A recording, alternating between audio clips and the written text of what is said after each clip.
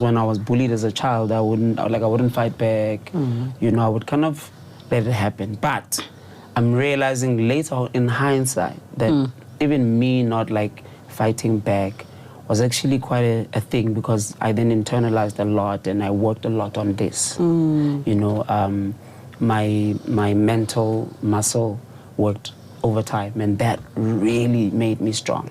And then football.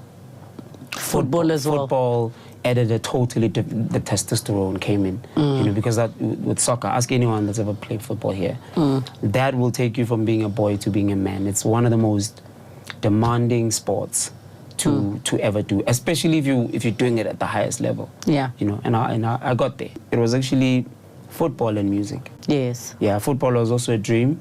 I was very close. I played for Wits University under 19 for 6 months, and then I trialed with Jomo Cosmos. I played for Jomo Cosmos for like a year and a half, under 19, right? So that was like the highest level I got to, and that's where like the dream feels real, because even at the under 19 training, you get to meet some of the professional guys, the guys that are playing for the first team.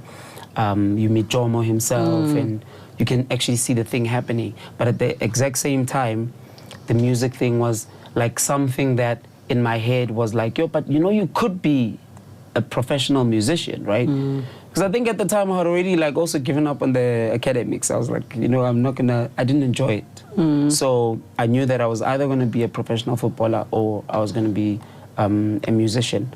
But I then met Malaika, you know, they took me under their wing. It's a long story. I don't know if you want to hear it, but you know, that's how I actually got to decide which direction I'm going to take. I had to make a decision after the end of the season, the under-19 season, that I'm not going to pursue this football thing, because the music thing feels a little bit more spiritual.